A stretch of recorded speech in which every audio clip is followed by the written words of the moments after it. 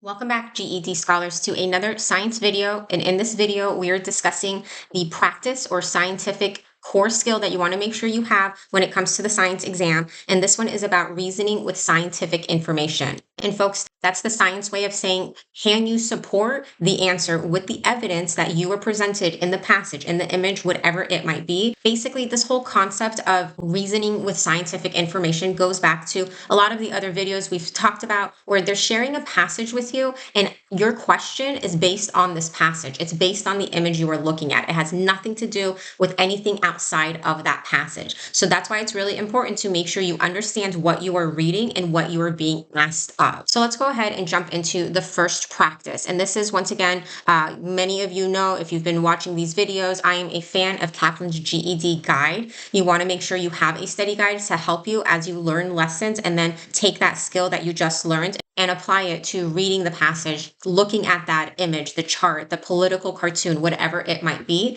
in order for you to answer the question correctly. So this passage that we have is about spiders. So it starts off by saying, in the last several decades, the spider population has exploded on the island of Guam. Parts of the island have as many as 40 times more spiders than nearby islands do. One scientist has concluded that the explosion in the Guam spider population is due to an increase in the population of an invasive species of brown tree snake. The snake was introduced into Guam in the 1940s but was not introduced into the neighboring islands. The brown tree snake preys on birds.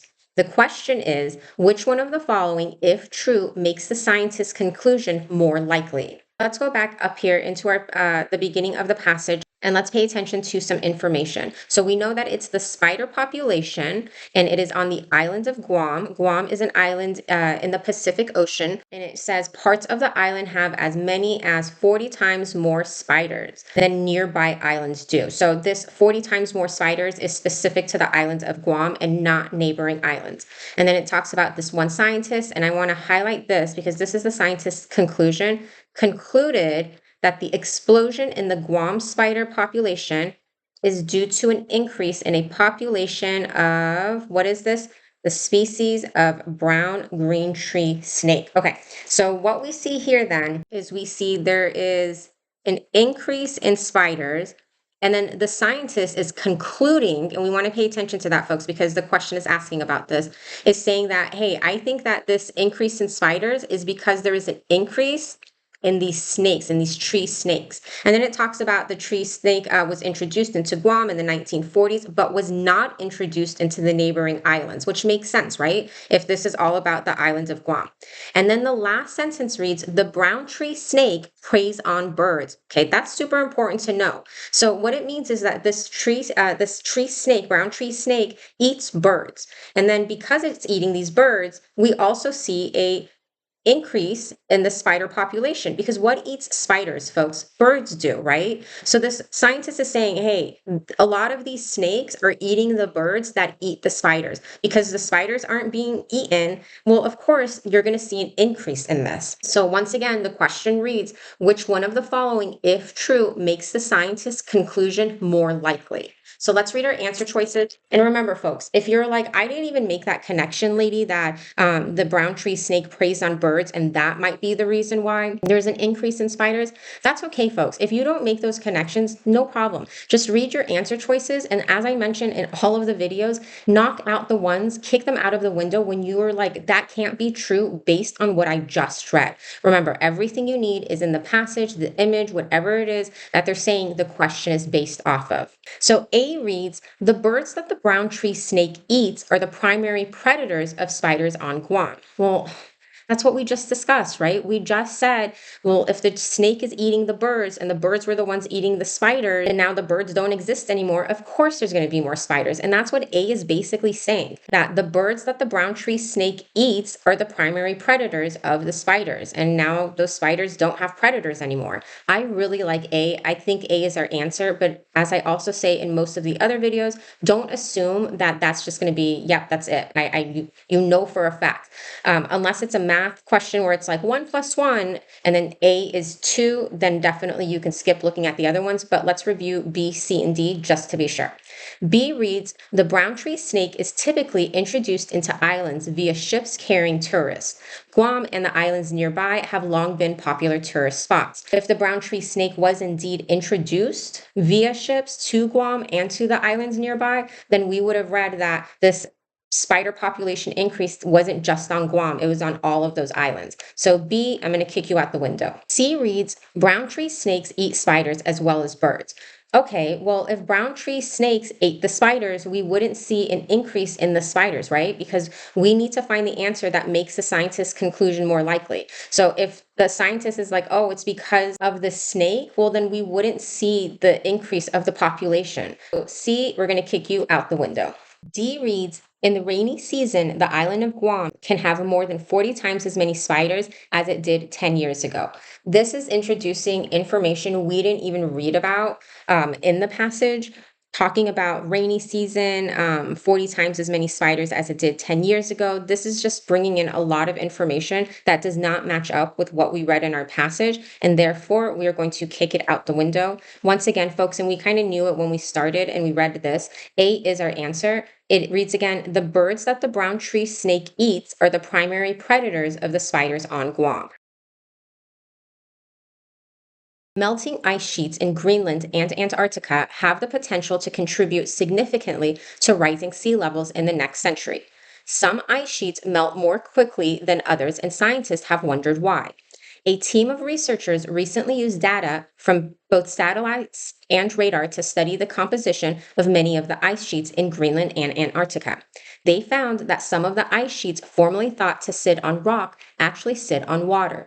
This finding could be significant because it may be the case that ice sheets sitting on water tend to melt more quickly than those sitting on rock. So going back up to the beginning of this passage, I want to go ahead and pay attention to this right here, the second sentence where it says some ice sheets melt more quickly than others, and scientists have wondered why, because that's the question that the scientists are trying to answer with what we see next, where they talk about they took, the satellites and radars, composition of the sheets, but they also found that some of the ice sheets formerly thought to sit on rock actually sit on water. Why is this important? Because it may be the case that if the ice sheet is sitting on water, it has a tendency to melt more quickly.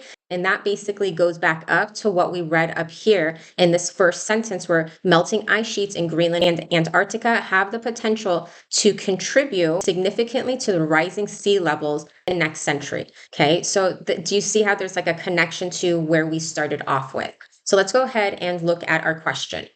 Which of the following is a prediction scientists might make based on the information above, or what we just read? A reads, if large areas of ice sheets sit on rock, the rising of sea levels may proceed more quickly than had previously been predicted.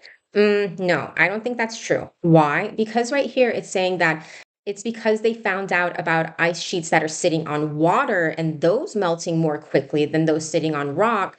It wouldn't make sense that this would be a prediction they made. They already knew that the ice sheets are sitting on rocks, they have a tendency to melt. And it's not going to cause the rising of sea levels more quickly because they already knew that. The new concept that they found, what was new, was the ice sheets that are sitting on water. So if it said ice sheets are sitting on water, the rising levels might increase. That would be different. So A, nope, we're going to kick you out the window. Scientists already knew it's taking place.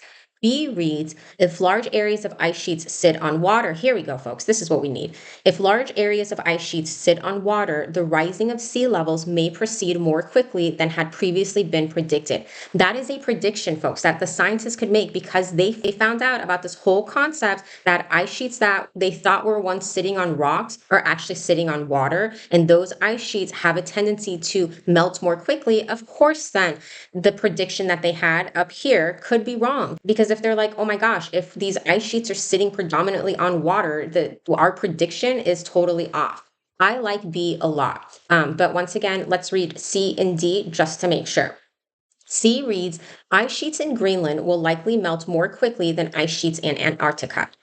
Why would the scientists make that prediction based off of the passage we just read here? Because nowhere do we read about Greenland and Antarctica separately. Up here in the first sentence, they're bunched together. In the middle, we see right here, they are bunched together. They are never spoken about separately, especially ice sheets in Greenland versus Antarctica. So for that reason, I'm going to kick C out the window. D reads, all the ice sheets that are melting more quickly will be found sitting on water. Okay. I know some of you are like, wait, isn't that a prediction? Isn't that what the passage is saying? No, folks, it's not. What I don't like about D is first and foremost the use of the word all. All is a very strong word. It means all. Versus when we come down here in the passage where the scientists found something, they found that some, not all. Be mindful of these words, folks, these descriptive words, because once again, all is very strong. And for that reason alone, I would kick D out the window, which leaves us once again with the correct answer, B. B reads, if large areas of ice sheets sit on water, the rising of sea levels may proceed more quickly than had previously been predicted. This is a prediction that the scientists could make based on the information we just read. So the next question reads, a scientist predicts that the ice sheets sitting on water will collectively discharge more water into the ocean than will those sitting on rock. Which of the following facts, if true, might weaken that prediction? Okay, so A reads, most of the ice sheets sitting on water are covering inland lakes with no access to the ocean. Well, if this was true, then definitely this would weaken the scientists' prediction that ice sheets sitting on water are going to discharge more into the ocean, right? Because if you're like, what? No, because those ice sheets that are sitting on water, they're in lakes, and those lakes have no access to the ocean. This would weaken that prediction. Absolutely. I really like A, folks. I'm putting A on the back burner, but I, once again, want to read B, C, and D just to be sure. B reads, water sitting under ice sheets flows directly into the ocean. Okay, that's interesting, but what do we care about water sitting under ice sheets? If the prediction is that the ice sheets are going to discharge more water, that's what we're talking about is the ice sheets, okay? B is talking about water under the ice sheets going into the ocean. That doesn't make sense because B doesn't talk about the ice sheets melting. It doesn't talk about the ice sheets, the water collectively being discharged into the ocean is going to be a lot more. I don't like B at all, so I'm going to kick B out the window. C reads, ice in a glass of water will melt even if the room is very cold. Okay, how would C weaken what the scientist is predicting? It doesn't, right? Ice in a glass of water, yeah, that's true. This C is a truth, folks, but it's not a truth that weakens what this scientist is saying, which is basically that hey, there's going to be a lot more water coming from these ice sheets than the ones on the rocks. Yeah, C doesn't even really make sense. I feel like C is one of those answers where it's so obvious it's not the answer. We're just going to kick it out the window. D reads, radar used alone is an unreliable way to assess the composition of ice sheets. Okay, that might be a detail, but how does this weaken what the scientist is predicting? It doesn't. It's just saying radar is being, it's unreliable. If D followed with radar studies have shown to contradict what most scientists predict, maybe then there's more to think about. But saying just radar used alone is unreliable to assess the composition is not a statement that weakens this prediction. And remember, folks, the prediction is that the ice sheets sitting on water will collectively discharge more water into the ocean than those sitting on rock. That's why I once again like A. This is weakening that prediction that it's all going to go into the ocean. No, A is saying, these ice sheets, these ones that you're paranoid about because they melt faster, are all sitting on lakes, and those lakes have no access to the ocean. And therefore, A is going to be our answer. And remember, folks, you know what you're doing. Keep your head up. You've got this.